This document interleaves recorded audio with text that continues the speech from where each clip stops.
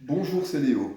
Dans cette vidéo, on va parler viol, des conséquences traumatiques et émotionnelles et des solutions qui permettent de commencer à débloquer la situation.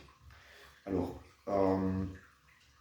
ce que je vais faire dans cette vidéo, c'est vraiment ce qui me motive, c'est un témoignage. C'est vraiment de restituer ce que j'observe et ce que les personnes qui viennent me consulter me partagent dans cette intimité de la consultation. Et je vois des incontournables, des choses qui reviennent sempiternellement. Et le but, c'est de pouvoir aider. Si toi, là, de l'autre côté de l'écran, là, qui observe cette vidéo, si tu te sens concerné, eh bien, sache qu'il y a des solutions réellement, et que ces solutions, elles existent et ce n'est pas réservé à une élite, d'accord? Ce n'est pas réservé aux personnes qui font des trucs extraordinaires. Non, non, non, pas du tout. Ce sont des solutions qui sont très, très humaines. Et c'est de ça que j'aimerais parler et que je vais développer durant voilà, cette vidéo. Alors, tout d'abord, savoir que les personnes qui arrivent en consultation, elles arrivent chargées émotionnellement à un niveau tel que la plupart du temps, c'est plus possible. Ce qui est plus possible, c'est lorsqu'on creuse, c'est la relation paisible n'est plus possible. Alors souvent, c'est reporté, souvent, mais pas systématiquement, souvent c'est reporté dans la relation intime, c'est-à-dire avec mon compagnon, ma compagne. Pas que. Ça peut être reporté aussi avec des relations amicales, ça peut être reporté, transféré au boulot, tout ça.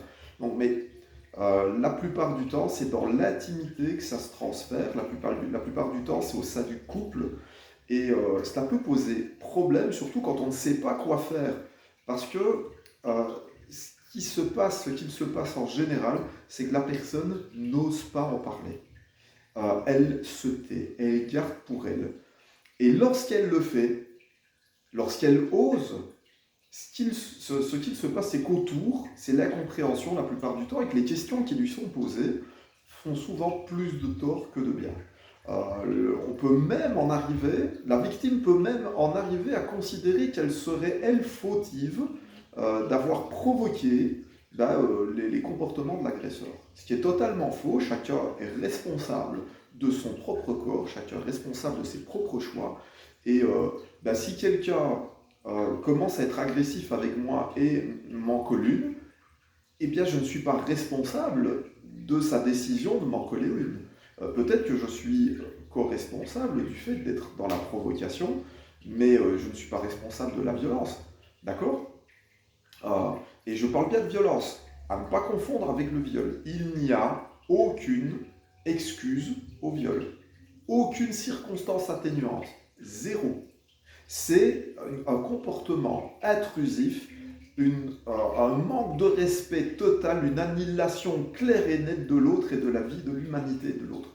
D'accord? C'est rendre l'autre comme un objet, comme quelque chose dont je me sers et que je jette juste après. Ok, c'est vraiment exercer un pouvoir total de soumission sur l'autre. Donc j'espère que c'est bien cadré et que maintenant que je l'ai cadré, là, je voudrais parler de ce qui revient le plus souvent. Donc la première chose, c'est de débloquer la situation en osant en parler. Maintenant, je te conseille, toi qui écoutes cette vidéo, si tu es concerné par cette problématique, de choisir judicieusement les personnes avec qui tu vas en parler.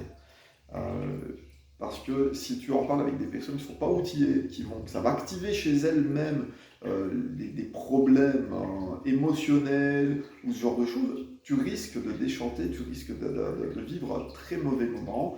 Et si ton système nerveux encode oui, en parler c'est dangereux, je ne dois pas, c'est pas bon pour toi parce que la première chose à faire c'est de commencer à en parler. D'ailleurs, si tu vas consulter, c'est en parlant que tu prendras rendez-vous. Donc ça commence par ça. Donc en parler, c'est très utile, c'est même nécessaire, c'est sine qua non par rapport au chemin à parcourir vers la libération émotionnelle et traumatique. Donc, qu'est-ce qui revient le plus souvent? C'est que la personne qui me consulte me dit non, je me tais, je n'en parle pas, j'ose pas parce que je me sens coupable, je me sens comme fautif, c'est de ma faute, c'est moi je me sens comme si je l'avais provoqué. Et, les personnes autour me demandent mais comment j'ai fait, comment je peux moi pas... t'aurais pu te défendre, t'aurais pu faire quelque chose, t'aurais pu bouger. Non. Les personnes qui posent ce genre de questions ignorent tout où beaucoup, et l'essentiel de la psychologie, de l'émotionnel, de comment c'est câblé chez l'être humain, sous stress, sous agressions, si l'une des réactions au stress, c'est l'inhibition, c'est je me fige, je bouge plus. Et si c'est cette situation-là, si c'est cette réaction-là que la personne a, eh bien, elle ne peut pas faire autrement, en tout cas dans l'état actuel des choses. Donc la première chose, c'est d'apprendre à se libérer de la culpabilité et apprendre à se libérer du poids de la honte.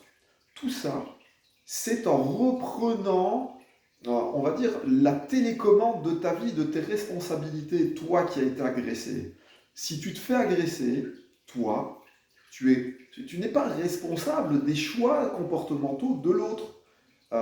Et j'entends des trucs du genre, oui, mais elle portait une tenue provocante, oui, oui, mais. Euh, je suis désolé, encore une fois, il n'y a aucune excuse au viol. Rien, ceci n'est pas une excuse. La personne portant une tenue à bout de tissu, ce bout de tissu n'est pas une invitation à commettre l'un des actes les plus, je ne sais pas, les plus destructeurs de cette culture de l'humanité. Donc voilà, d'abord, donc tu reprends, toi qui écoutes là, le contrôle de tes responsabilités, ta souveraineté. Toi, tu es responsable de tes choix et de tes comportements. Tu n'es pas responsable de la violence de l'autre. Et donc se sentir honteux, honteuse, coupable des comportements de l'autre, ça n'a pas de sens. Ça, c'est très très important. Alors, ça ne se fait pas de manière magique.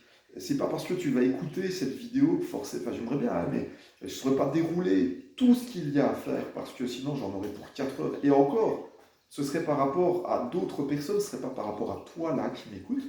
Donc chaque personne a sa problématique spécifique. Le point qui rassemble, c'est le viol. Mais la destruction à l'intérieur, les conséquences sont propres à chacun, à chacune. Donc la solution, elle ne peut pas être, on va dire, globale. C'est pas la panacée, quoi. C'est spécifique au cas par cas. Donc là, c'est très important. Et alors, dernier point, c'est l'histoire que la personne, la victime, se raconte. Souvent, l'histoire racontée par rapport au viol, elle est faite du point de vue de la honte et de la culpabilité. Donc, du coup, le mental se forge autour de toute une espèce de concept, de décor comme ça, de culpabilité et de honte, du c'est de ma faute. Et c'est ça qu'il va falloir aller retravailler aussi. Donc ça, je fais ça en séance, encore une fois, individuellement. Pourquoi je ne peux pas donner des solutions? Parce que ça dépend du lexique, ça dépend du dictionnaire de chacun. On a tous une façon d'utiliser les mots, des définitions spécifiques par rapport à certaines situations, certains mots. Même dans le dictionnaire, quand tu le prends, tu prends un mot, il y a 4, 5, 6 définitions pour le même mot. Donc c'est pareil pour nous à l'intérieur, c'est pareil, chaque personne a son lexique interne. Donc voilà. Et je voulais clôturer donc, par le fait de remplacer cette histoire, ce décor de culpabilité et de honte, par un décor de paix. Et encore une fois, la paix n'est pas absence de conflit. La paix, elle n'arrive pas comme ça en se disant « oui, tu vas en faire comme si de rien, comme si c'était rien passé ». C'est pas ça la paix. Hein. La paix, c'est d'être, on va dire, en lien avec la réalité que le passé est le passé, qu'on ne peut rien changer, que si tu n'acceptes pas ce qui t'est arrivé, aussi horrible soit la situation, aussi horrible soit un viol, si tu n'acceptes pas que le viol se soit passé dans le passé, eh bien c'est comme si tu envoyais les soldats de ton mental en mission de guerre contre un pays qui n'existe pas. Et il leur faut une machine à remonter le temps pour aller dans ce pays. Donc les pays n'existent pas et en plus il faut une machine à remonter le temps pour aller dans le passé. C'est impossible. Donc du coup, qu'est-ce qu'il fait le mental? Et c'est ça le nœud du problème, et c'est comme ça que tu vas comprendre pourquoi il y a un souci là maintenant. C'est que le mental, ne sachant pas résoudre le problème dans le passé, eh bien ce qu'il va faire, c'est qu'il va reporter toutes les conséquences émotionnelles dans le présent. Et il va dire, écoute, dans le passé, je ne sais pas faire parce que je ne sais pas y aller, mais là maintenant, dans le présent, je sais faire. Donc, je prends le décor actuel, la relation avec mon compagnon, ma compagne, mon ami, mon papa, ma maman, enfin peu importe, et je vais, moi mental, réenclencher tout le système avec on va dire l'intelligence émotionnelle, on va s'associer et on va réenclencher tout le système émotionnel pour que tu puisses te libérer là, maintenant. Donc, comme je ne sais pas aller régler le problème dans le passé, eh bien, je te reporte les conséquences émotionnelles et traumatiques dans le présent. Vas-y, libère-toi. C'est ça qu'il se passe. Quand tu souffres actuellement, c'est parce que d'abord, la base, c'est d'accepter que les choses se soient passées telles qu'elles se sont passées. Oui, c'est horrible. Oui, ça ne devrait pas exister, mais ça est. Alors, c'est la première chose. Ensuite, une fois que l'histoire est plus, on va dire, plus reliée à la réalité, qu'il y a acceptation, il y a un travail à faire, hein, mais quand il y a acceptation de ce qui t'est arrivé, on peut augmenter en séance par des séances aussi de visualisation, où on va dire, permettre au mental de se pacifier par rapport à ce qui t'est arrivé, doublé d'une séance ou deux ou trois selon tes besoins de libération traumatique. Et là, en fait, on recrée le décor de ce que la nature a prévu pour nous, pour nous pacifier suite à un accident, suite à une agression. C'est l'état de choc. Tu as remarqué que lorsque tu es en état de choc, ton corps se met à trembler. Et en fait, c'est parce que les émotions, dans une cervelle, c'est de l'énergie électrique qui se crée. C'est de l'électricité, c'est de l'énergie. Et quand on est en état de choc, quand on vit une agression comme celle-là, eh bien ce qui se passe, c'est qu'il y a un trop-plein tout d'un coup d'électricité, de charge électrique, de charge de puissance, d'énergie, qui se cumule dans le cerveau, dans le mental, là, et il faut pouvoir l'évacuer. Et la nature, qu'est-ce qu'elle a créé pour l'évacuer? Ce sont des tremblements. Essaie de trembler pendant 30 secondes d'affilée de tout ton corps, tu vas avoir l'énergie que ça te demande. C'est impossible. Et les tremblements sont faits pour évacuer. Donc du coup, si jamais tu es encore en réactivité haute comme ça, d'émotions, dès que tu te branches, dès que tu essaies d'aller dans plus d'intimité, comment je vais dire ça?